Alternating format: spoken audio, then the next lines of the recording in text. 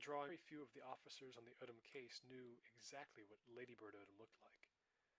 Only 2 men had actually talked to her face to face.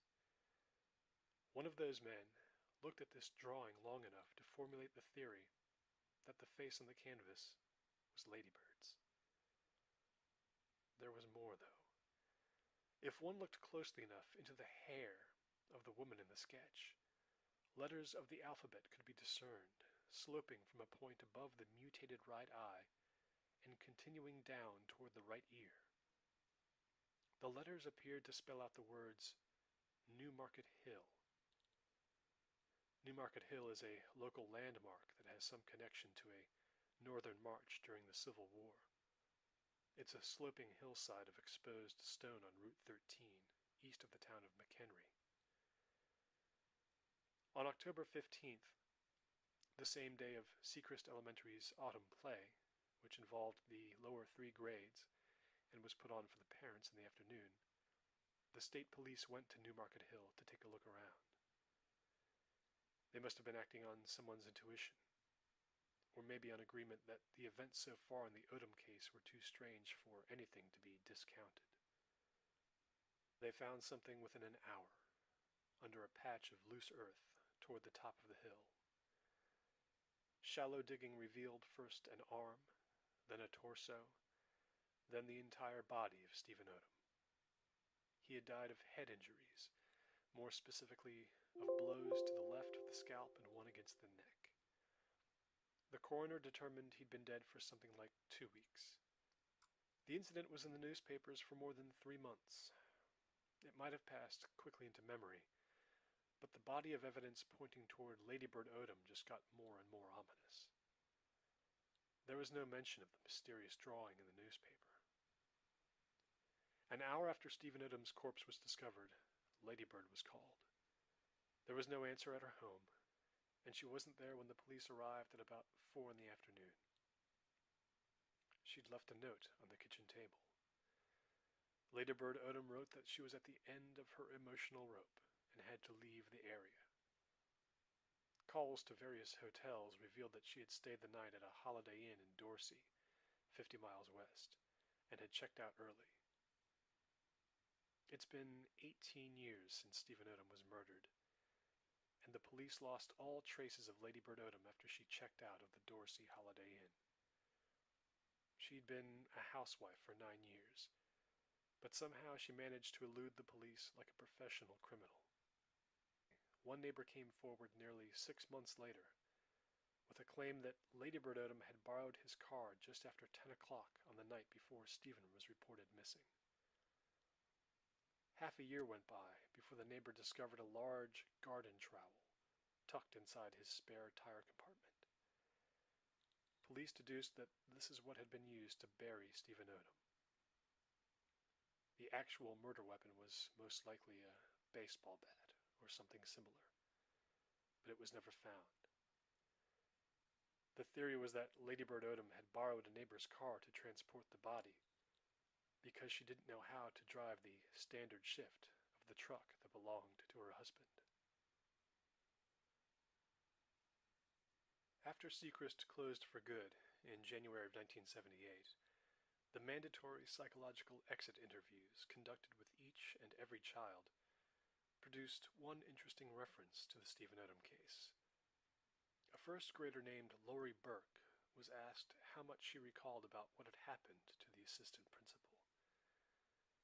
Lori told the psychologist that she hadn't thought about it much since the time Mr. Odom spoke to her in the hallway the day before Christmas vacation began. Of course, Odom had been dead since October, and the psychologists pointed this out.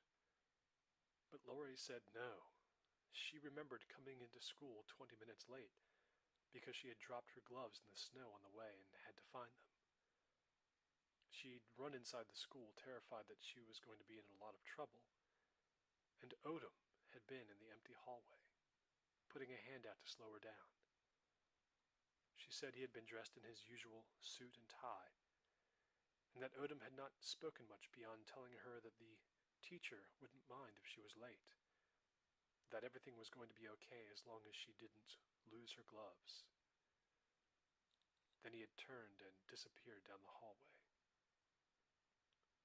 The exit interviews were taped, and Laurie was recorded 3 different times as saying she was certain it was Mr. Odom who walked her to class that day.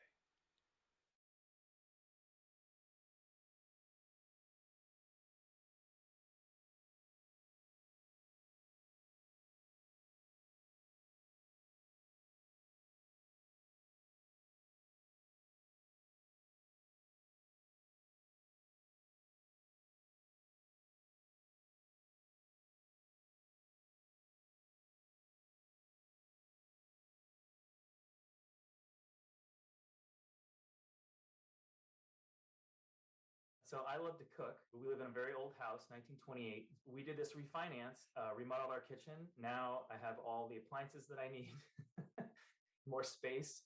That has been huge. It's almost like if you're not worried or thinking about your bank, then they're probably doing a good job. Ally was super easy. For everything we need, we're all better off with an Ally. To learn more, go to ALLY.com/personally. Ally Bank, member FDIC, equal housing lender.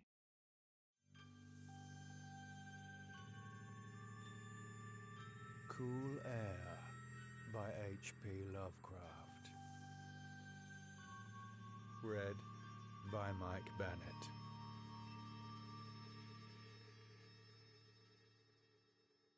You ask me to explain why I am afraid of a draught of cool air, why I shiver more than others upon entering a cold room, and seem nauseated and repelled when the chill of evening creeps through the heat of a mild autumn day. There are those who say I respond to cold as others do to a bad odour, and I am the last to deny the impression. What I will do is to relate the most horrible circumstance I have ever encountered, and leave it to you to judge whether or not this forms a suitable explanation of my peculiarity.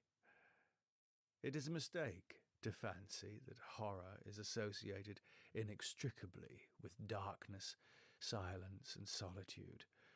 I found it in the glare of mid-afternoon, in the clangour of a metropolis, and in the teeming midst of a shabby and commonplace rooming-house, with a prosaic landlady and 2 stalwart men by my side.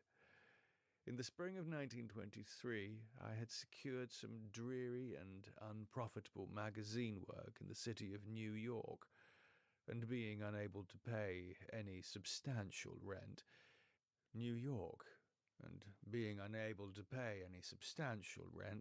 began drifting from one cheap boarding establishment to another in search of a room which might combine the qualities of decent cleanliness, endurable furnishings, and a very reasonable price. It soon developed that I had only a choice between different evils, but after a time I came upon a house in West 14th Street, which disgusted me much less than the others I had sampled.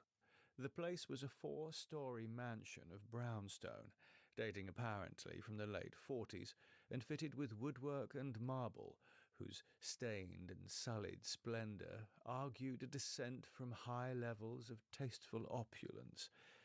In the rooms, large and lofty, and decorated with impossible paper and ridiculously ornate stucco cornices, there lingered a depressing mustiness and hint of obscure cookery.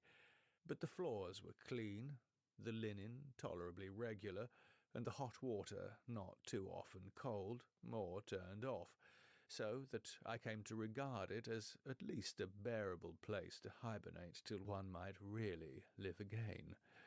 The landlady, a slatternly, almost bearded Spanish woman named Herrero, did not annoy me with gossip, or with criticisms of the late burning electric light in my 3rd-floor front hall room, and my fellow lodgers were as quiet and uncommunicative as one might desire, being mostly Spaniards, a little above the coarsest and crudest grade.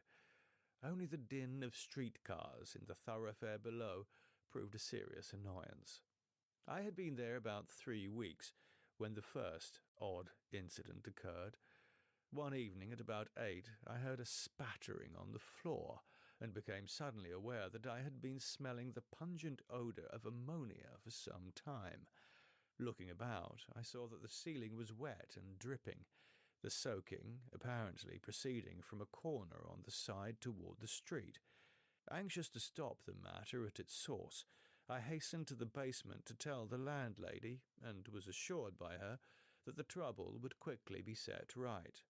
"Dr. Munoz," she cried as she rushed upstairs ahead of me. "He have spilled his chemicals. He is too sick for doctor himself, sicker and sicker all the time. But he will not have no other for help. He is very queer in his sickness. All day he take funny smelling baths, and he cannot get excite or warm. All his own housework he do. His little room are full of bottles and machines, and he do not work as doctor.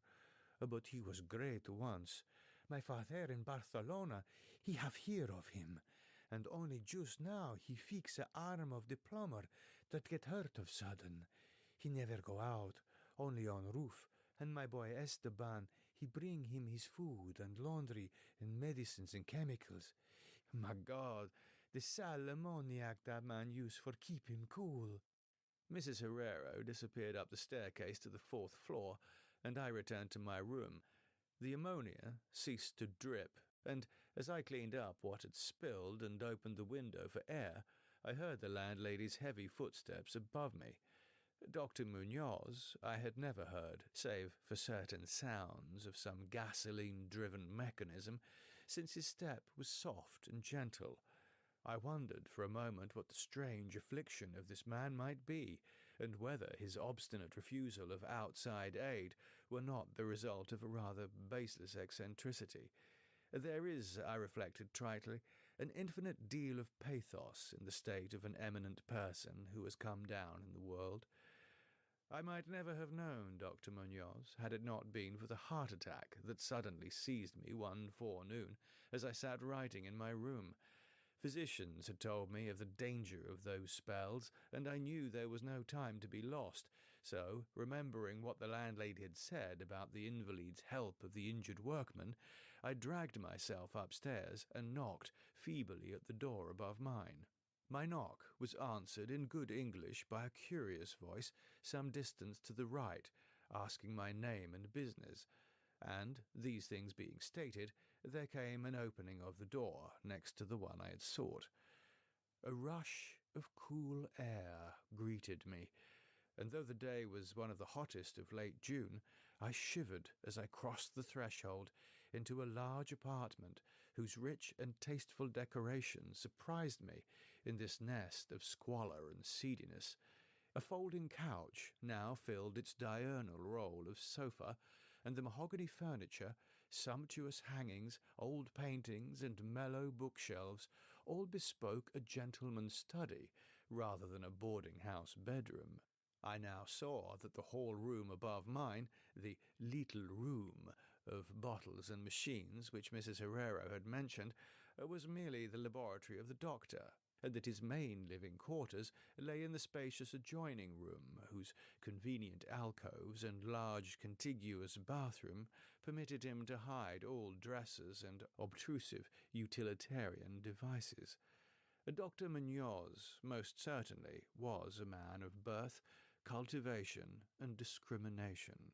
The figure before me was short, but exquisitely proportioned, and clad in somewhat formal dress of perfect cut and fit.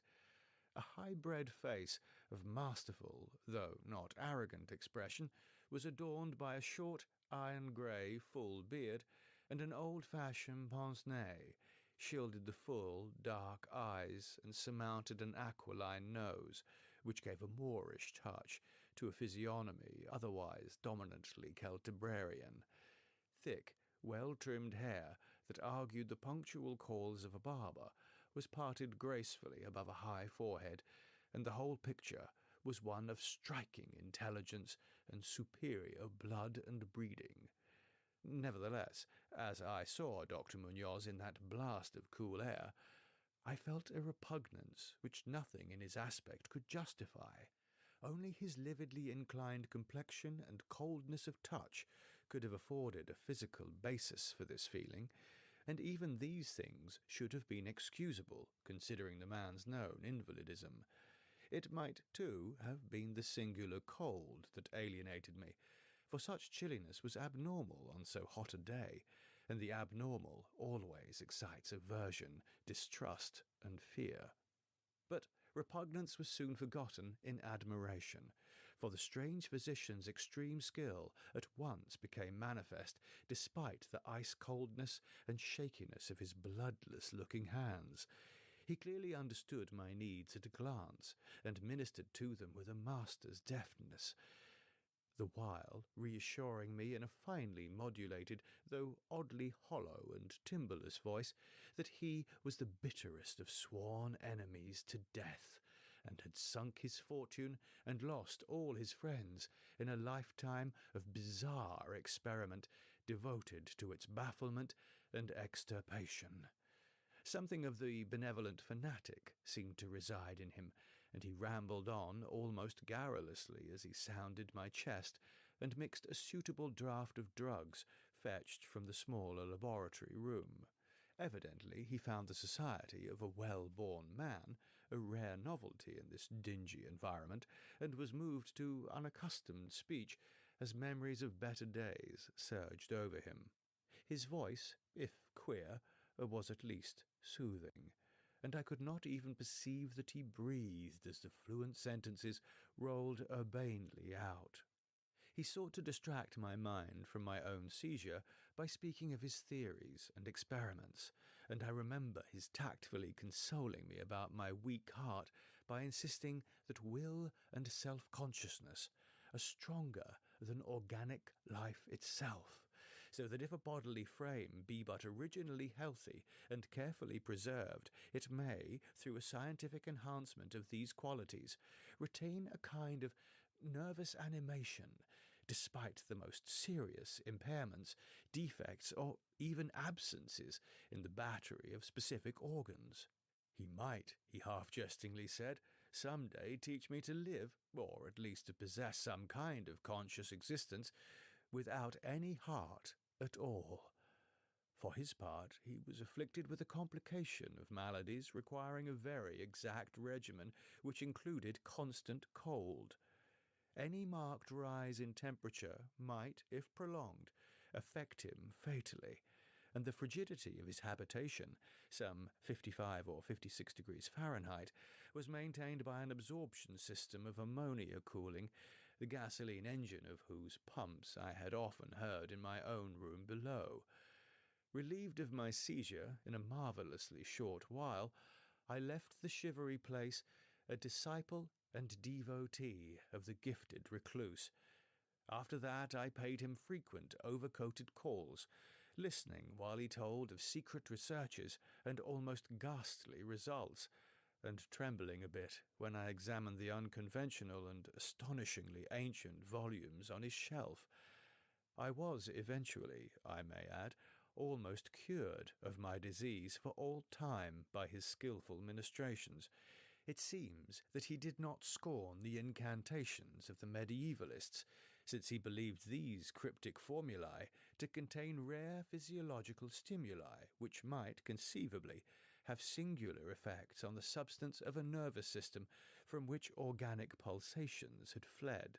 I was touched by his account of the aged Dr. Torres of Valencia, who had shared his earlier experiments with him through the great illness of 18 years before, whence his present disorders proceeded. No sooner had the venerable practitioner saved his colleague than he himself succumbed to the grim enemy he had fought. Perhaps the strain had been too great, for Dr. Munoz made it whisperingly clear, though not in detail, that the methods of healing had been most extraordinary, involving scenes and processes not welcomed by elderly and conservative Galens. As the weeks passed, I observed with regret that my new friend was indeed, slowly but unmistakably, losing ground physically, as Mrs. Herrero had suggested. The livid aspect of his countenance was intensified, his voice became more hollow and indistinct, His muscular motions were less perfectly coordinated, and his mind and will displayed less resilience and initiative. Of this sad change he seemed by no means unaware, and little by little his expression and conversation both took on a gruesome irony, which restored in me something of the subtle repulsion I had originally felt. He developed strange caprices, acquiring a fondness for exotic spices and Egyptian incense, till his room smelled like the vault of a sepulchred pharaoh in the Valley of Kings. At the same time, his demands for cold air increased, and with my aid he amplified the ammonia piping of his room and modified the pumps and feed of his refrigerating machine till he could keep the temperature as low as 34 or 40 degrees, and finally even 28 degrees. The bathroom and laboratory, of course, being less chilled, in order that water might not freeze, and that chemical processes might not be impeded. The tenant adjoining him complained of the icy air from around the connecting door, so I helped him fit heavy hangings to obviate the difficulty. A kind of growing horror of outre and morbid cast seemed to possess him. He talked of death incessantly, but laughed hollowly when such things as burial or funeral arrangements were gently suggested. All in all, he became a disconcerting and even gruesome companion. Yet in my gratitude for his healing, I could not well abandon him to the strangers around him, and was careful to dust his room and attend to his needs each day, muffled in a heavy ulster which I bought especially for the purpose. I likewise did much of his shopping, and gasped in bafflement at some of the chemicals he ordered from the druggists and laboratory supply houses. An increasing and unexplained atmosphere of panic seemed to rise around his apartment. The whole house, as I have said, had a musty odour, but the smell in his room was worse, and in spite of all the spices and incense and the pungent chemicals of the now incessant baths which he insisted on taking unaided, I perceived that it must be connected with his ailment, and shuddered when I reflected on what that ailment might be. Mrs. Herrero crossed herself when she looked at him, and gave him up unreservedly to me, not even letting her son Esteban continue to run errands for him. When I suggested other physicians, the sufferer would fly into as much of a rage as he seemed to dare to entertain. He evidently feared the physical effort of violent emotion, yet his will and driving force waxed rather than waned, and he refused to be confined to his bed. The lassitude of his earlier ill days gave place to a return to his fiery purpose, so that he seemed about to hurl defiance at the death demon, even as that ancient enemy seized him. The pretence of eating, always curiously like a formality with him, he virtually abandoned, and mental power alone appeared to keep him from total collapse. He acquired a habit of writing long documents of some sort, which he carefully sealed and filled with injunctions that I transmit them after his death to certain persons whom he named, for the most part lettered East Indians, but including a once celebrated French physician, now generally thought dead, and about whom the most inconceivable things had been whispered. As it happened, I burned all these papers, undelivered and unopened. His aspect and voice became utterly frightful, and his presence almost unbearable. One September day, an unexpected glimpse of him induced an epileptic fit in a man who had come to repair his electric desk lamp, a fit for which he prescribed effectively, whilst keeping himself well out of sight. That man, oddly enough, had been through the terrors of the Great War without having incurred any fright so thorough. Then, in the middle of October, the horror of horrors came with stupefying suddenness. One night, about 11, the pump of the refrigerating machine broke down, so that within 3 hours the process of ammonia cooling became impossible. Dr. Munoz summoned me by thumping on the floor, and I worked desperately to repair the injury, while my host cursed in a tone whose lifeless, rattling hollowness surpassed description. My amateur efforts, however, proved of no use, and when I had brought in a mechanic from a neighbouring all-night garage, we learned that nothing could be done till morning, when a new piston would have to be obtained. The moribund hermit's rage and fear, swelling to grotesque proportions, seemed likely to shatter what remained of his failing physique, and once a spasm caused him to clap his hands to his eyes and rush into the bathroom. He groped his way out, with face tightly bandaged, and I never saw his eyes again. The frigidity of the apartment was now sensibly diminishing, and at about 5 a.m. the doctor retired to the bathroom, commanding me to keep him supplied with all the ice I could obtain at all-night drugstores and cafeterias. As I would return from my sometimes discouraging trips and lay my spoils before the closed bathroom door, I could hear a restless splashing within, and a thick voice croaking out the order for more, more.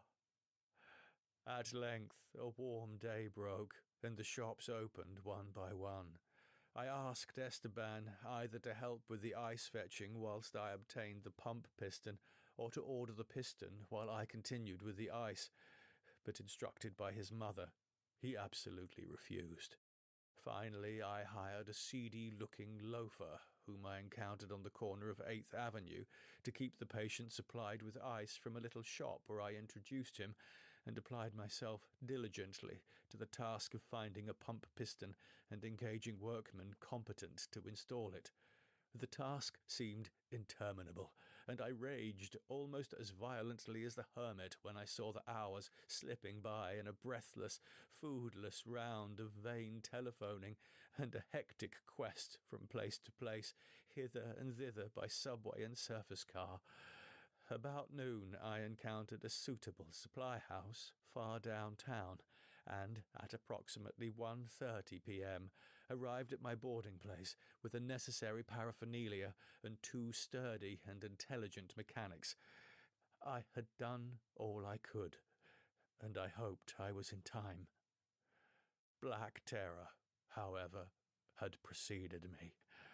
The house was in utter turmoil, and above the chatter of awed voices I heard a man praying in a deep basso. Fiendish things were in the air, and lodgers told over the beads of their rosaries as they caught the odour from beneath the doctor's closed door. The lounger I had hired, it seems, had fled, screaming and mad-eyed, not long after his second delivery of ice, perhaps as a result of excessive curiosity. He could not, of course, have locked the door behind him, yet it was now fastened, presumably from the inside. There was no sound within, save a nameless sort of slow, thick dripping. Briefly consulting with Mrs. Herrero and the workmen, despite a fear that gnawed my inmost soul, I advised the breaking down of the door, but the landlady found a way to turn the key from outside with some wire device. We had previously opened the doors of all the other rooms on that hall, and flung all the windows to the very top.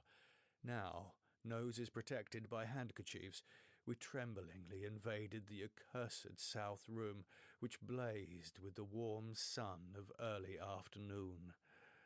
A kind of dark, slimy trail led from the open bathroom door to the hall door, and thence to the desk, where a terrible little pool had accumulated. Something was scrawled there in pencil, in an awful, blind hand on a piece of paper, hideously smeared, as though by the very claws that traced the hurried last words.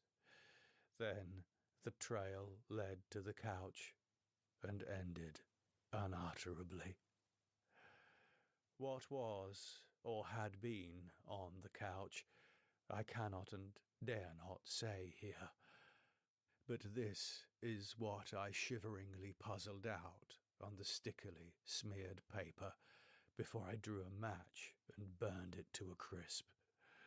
What I puzzled out in terror, as the landlady and two mechanics rushed frantically from that hellish place to babble their incoherent stories at the nearest police station.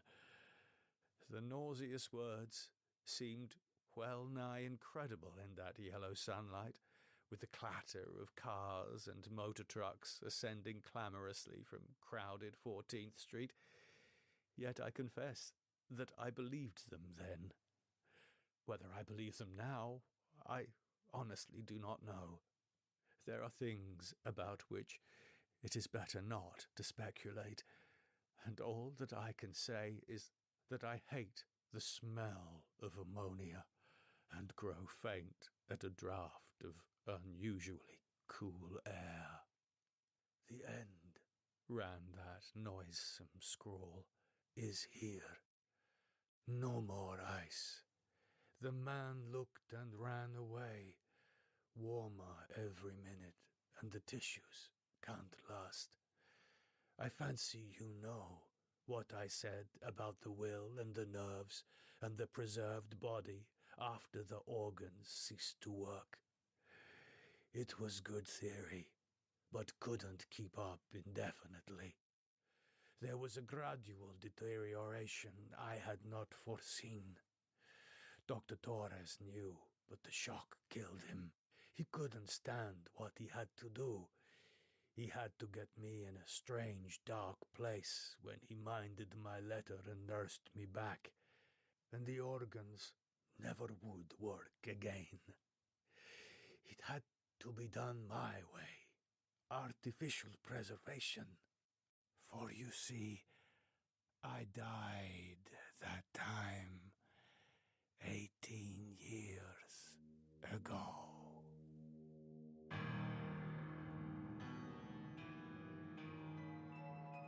Thank you for listening.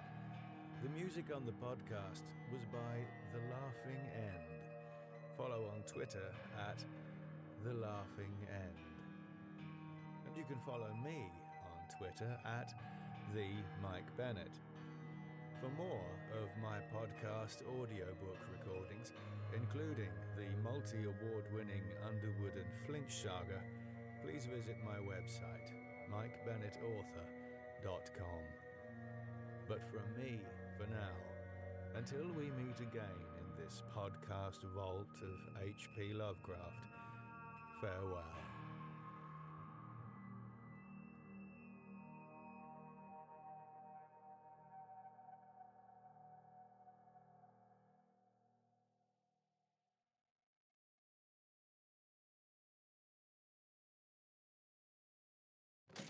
Hello there. Before we begin this eerie spine chiller from H.P. Lovecraft, I just wanted to share a glimpse of my own, somewhat less eerie and spine chilling, but I do like to think enjoyable, free podcast audiobook. Take it away, Mike. If you think that vampire tales are a worn-out genre, Underwood and Flinch will shock and delight you. Walt Colander, Examiner.com. All David Flinch ever wanted was a normal life. But when you're a member of the Flinch family, normal has never been easy. For hundreds of years, the eldest born male of each generation of the Flinch family has been servant and guardian to the vampire, Lord Underwood.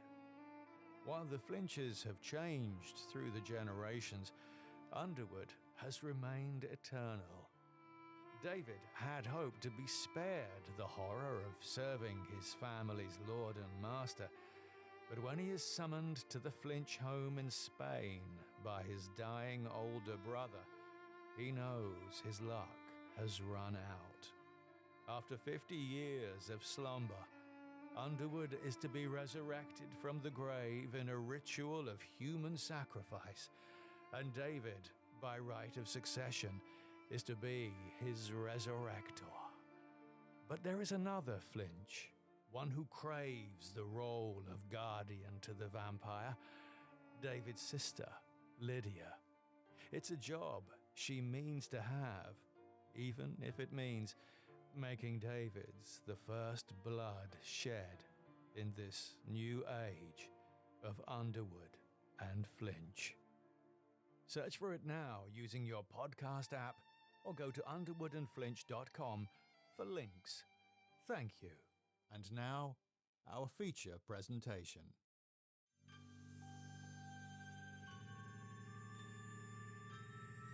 The Moonbog by H.P. Lovecraft. Read by Mike Bennett.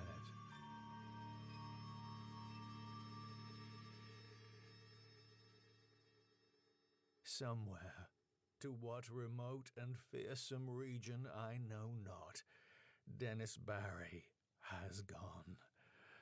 I was with him the last night he lived among men, and heard his screams when the thing came to him.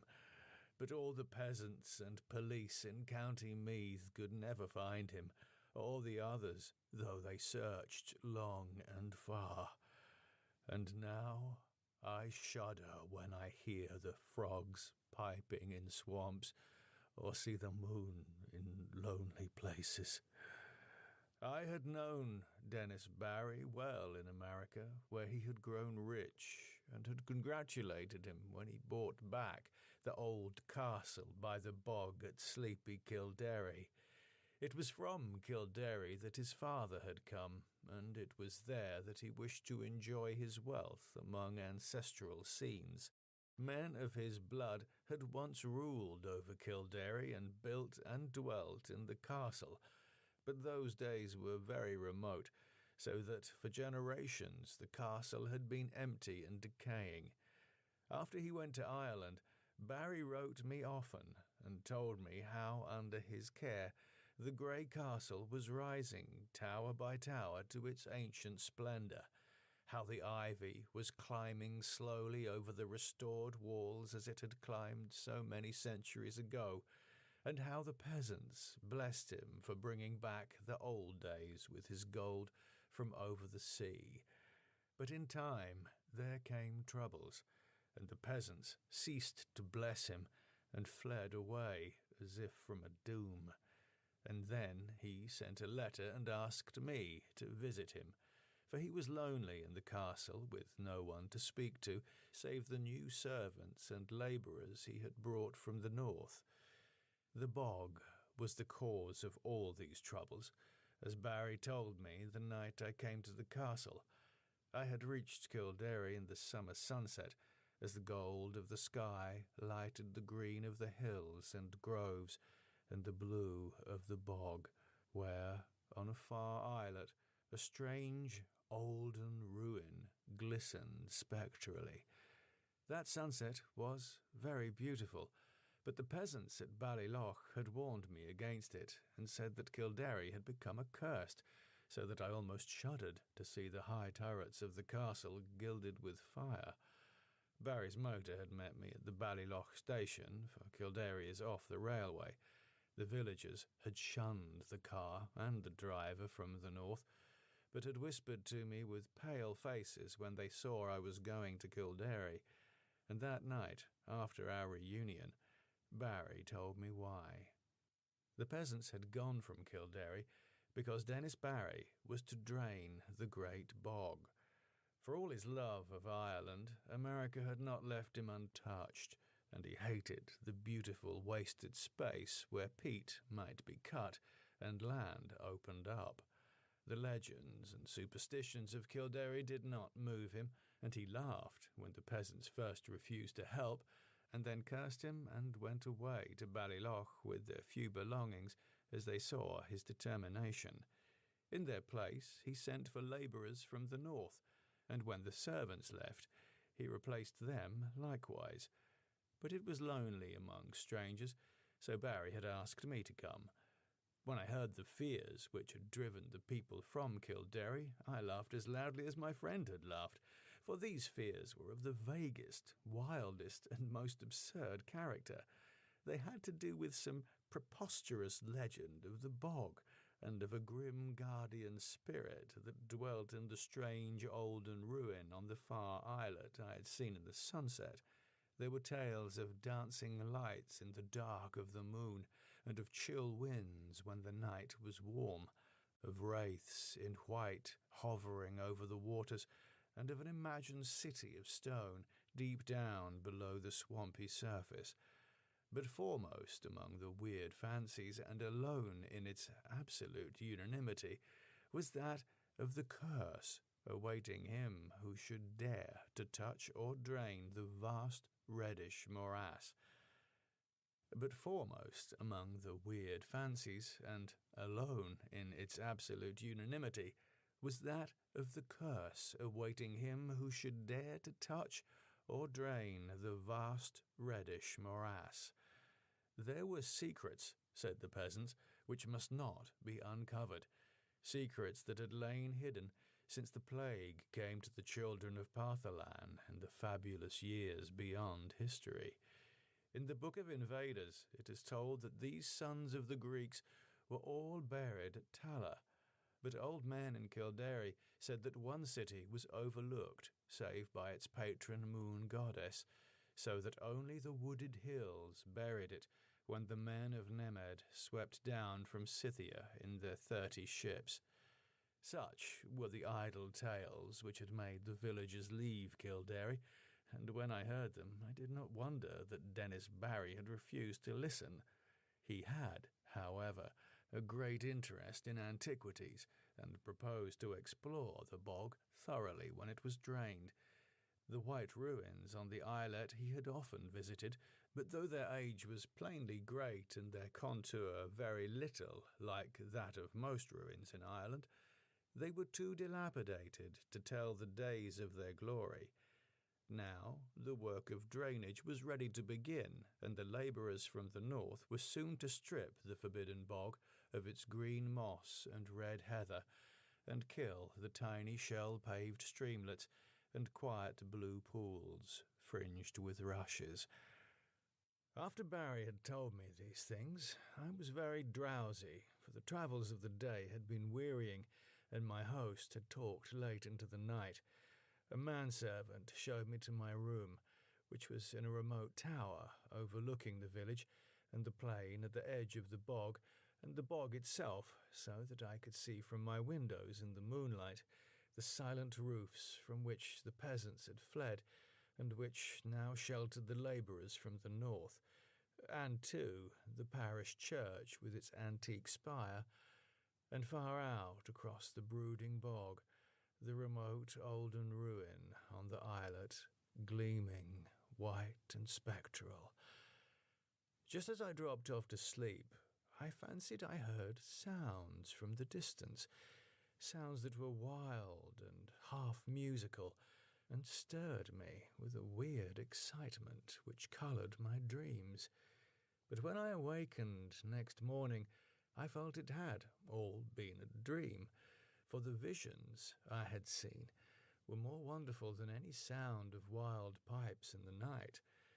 Influenced by the legends that Barry had related, my mind had in slumber hovered around a stately city in a green valley, where marble streets and statues, villas and temples, carvings and inscriptions all spoke in certain tones the glory that was Greece. When I told this dream to Barry, we both laughed, but I laughed the louder because he was perplexed about his labourers from the north. For the 6th time they had all overslept, waking very slowly and dazedly, and acting as if they had not rested, although they were known to have gone early to bed the night before. That morning and afternoon I wandered alone through the sun-gilded village and talked now and then with idle labourers, for Barry was busy with final plans for beginning his work of drainage. The labourers were not as happy as they might have been, for most of them seemed uneasy over some dream which they had had, yet which they tried in vain to remember. I told them of my dream, but they were not interested, till I spoke of the weird sounds I thought I had heard. Then they looked oddly at me, and said that they seemed to remember weird sounds too. In the evening, Barry dined with me and announced that he would begin the drainage in 2 days.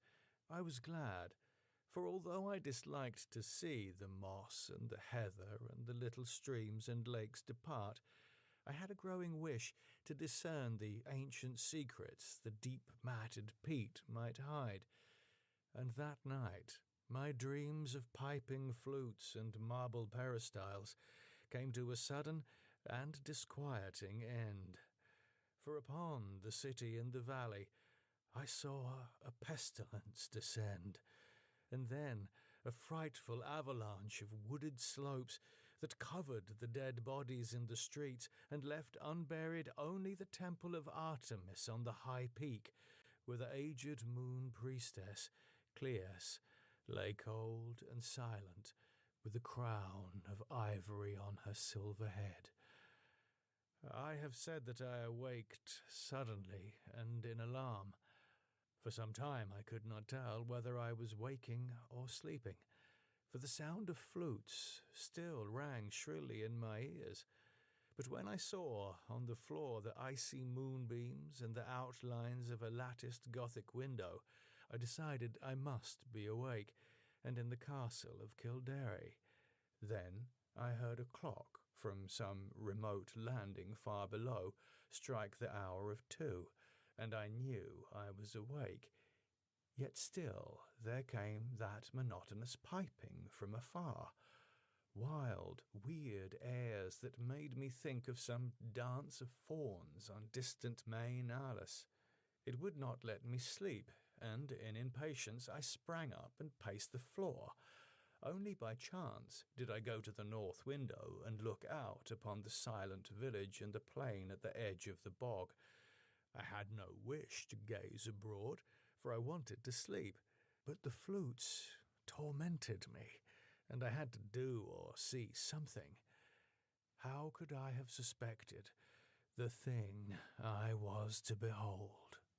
There, in the moonlight that flooded the spacious plain, was a spectacle which no mortal, having seen it, could ever forget. To the sound of reedy pipes that echoed over the bog, there glided silently and eerily a mixed throng of swaying figures, reeling through such a revel as the Sicilians may have danced to Demeter in the old days under the harvest moon beside the Cyane. The wide plain, the golden moonlight, the shadowy moving forms, and above all the shrill, monotonous piping produced an effect which almost paralyzed me. Yet I noted amidst my fear that half of these tireless, mechanical dancers were the labourers whom I had thought asleep, while the other half were strange, airy beings in white, half indeterminate in nature, but suggesting pale, wistful naiads from the haunted fountains of the bog. I do not know how long I gazed at this sight from the lonely turret window before I dropped suddenly in a dreamless swoon, out of which the high sun of morning aroused me. My first impulse on awaking was to communicate all my fears and observations to Dennis Barry, but as I saw the sunlight glowing through the latticed east window, I became sure that there was no reality in what I thought I had seen. I am given to strange phantasms, yet am never weak enough to believe in them. So, on this occasion, contented myself with questioning the labourers, who slept very late and recalled nothing of the previous night, save misty dreams of shrill sounds. This matter of the spectral piping harassed me greatly, and I wondered if the crickets of autumn had come before their time to vex the night and haunt the visions of men. Later in the day, I watched Barry in the library poring over his plans for the great work which was to begin on the morrow, and for the first time felt a touch of the same kind of fear that had driven the peasants away. For some unknown reason, I dreaded the thought of disturbing the ancient bog and its sunless secrets, and pictured terrible sights lying black under the unmeasured depth of age-old peat. That these secrets should be brought to light seemed injudicious, and I began to wish for an excuse to leave the castle and the village. I went so far as to talk casually to Barry on the subject, but did not dare continue after he gave his resounding laugh. So I was silent when the sun set fulgently over the far hills, and Kildare blazed all red and gold in a flame that seemed like a portent. Whether the events of that night were of reality or illusion, I shall never ascertain. Certainly they transcend anything we dream of in nature and the universe, yet in no normal fashion can I explain those disappearances which were known to all men after it was over. I retired early and full of dread, and for a long time could not sleep in the uncanny silence of the tower. It was very dark, for although the sky was clear, the moon was now well in the wane, and would not rise till the small hours, and Kildare blazed all red and gold in a flame that seemed a portent. I thought, as I lay there, of Dennis Barry, and of what would befall that bog when the day came, and found myself almost frantic with an impulse to rush out into the night, take Barry's car, and drive madly to Ballylough, out of the menaced lands. But before my fears could crystallize into action, I had fallen asleep, and gazed in dreams upon the city in the valley, cold and dead under a shroud of hideous shadow. Probably it was the shrill piping that awaked me.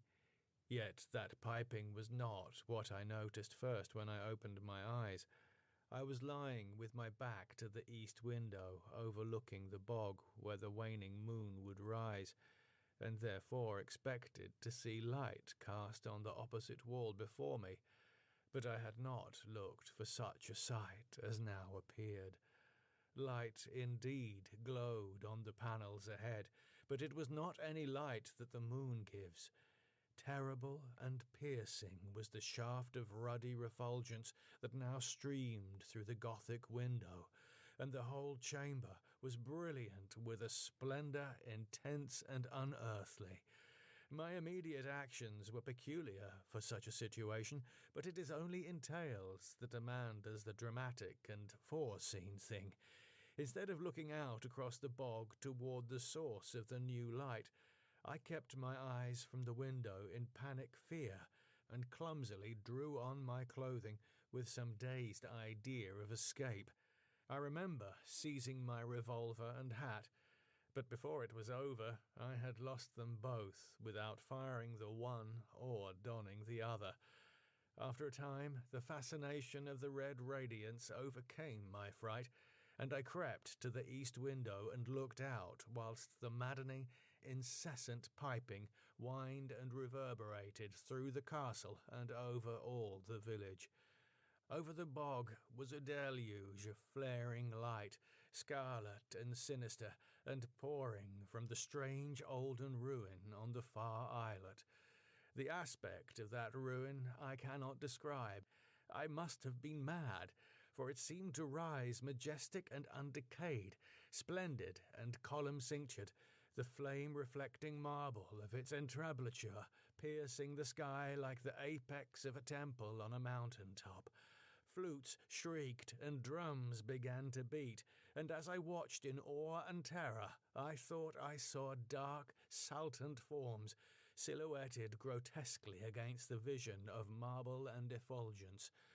The effect was titanic, altogether unthinkable, and I might have stared indefinitely had not the sound of the piping seemed to grow stronger at my left.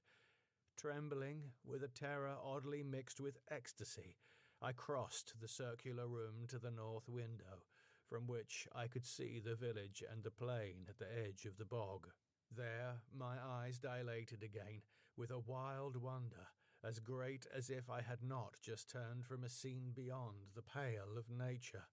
For on the ghastly, red-litten plain was moving a procession of beings in such a manner as none ever saw before, save in nightmares, half gliding, half floating in the air, The white-clad bog wraiths were slowly retreating toward the still waters and the island ruin in fantastic formations, suggesting some ancient and solemn ceremonial dance. Their waving translucent arms, guided by the detestable piping of those unseen flutes, beckoned in uncanny rhythms to a throng of lurching labourers who followed dog-like with blind, brainless, floundering steps as if dragged by a clumsy but resistless demon will. As the naiads neared the bog without altering their course, a new line of stumbling stragglers zigzagged drunkenly out of the castle from some door far below my window, groped sightlessly across the courtyard and through the intervening bit of village, and joined the floundering column of labourers on the plain. Despite their distance below me, I at once knew they were the servants brought from the north, for I recognized the ugly and unwieldy form of the cook, whose very absurdness had now become unutterably tragic. The flutes piped horribly, and again I heard the beating of the drums from the direction of the island ruin. Then, silently and gracefully, the naiads reached the water and melted one by one into the ancient bog, while the line of followers, never checking their speed, splashed awkwardly after them and vanished amidst a tiny vortex of unwholesome bubbles which I could barely see in the scarlet light. And as the last pathetic straggler, the fat cook, sank heavily out of sight in that sullen pool, the flutes and the drums grew silent, and the blinding red rays from the ruins snapped instantaneously out, leaving the village of doom lone and desolate in the wan beams of a new risen moon. My condition was now one of indescribable chaos. Not knowing whether I was mad or sane, sleeping or waking, I was saved only by a merciful numbness. I believe I did ridiculous things, such as offering prayers to Artemis, Latona, Demeter, Persephone, and Pluton. All that I recalled of a classic youth came to my lips as the horrors of the situation roused my deepest superstitions. I felt that I had witnessed the death of a whole village, and knew I was alone in the castle with Dennis Barry, whose boldness had brought down a doom. As I thought of him, new terrors convulsed me, and I fell to the floor, not fainting, but physically helpless. Then I felt the icy blast from the east window where the moon had risen, and began to hear the shrieks in the castle far below me. Soon those shrieks had attained a magnitude and quality which cannot be written of, and which make me faint as I think of them. All I can say is that they came from something I had known as a friend. At some time during this shocking period, the cold wind and the screaming must have roused me, for my next impression is of racing madly through inky rooms and corridors and out across the courtyard into the hideous night. They found me at dawn, wandering mindless near Ballyloch, but what unhinged me utterly was not any of the horrors I had seen or heard before. What I muttered about as I came slowly out of the shadows was a pair of fantastic incidents which occurred in my flight, incidents of no significance, yet which haunt me unceasingly when I am alone in certain marshy places or in the moonlight. As I fled from that accursed castle along the bog's edge, I heard a new sound,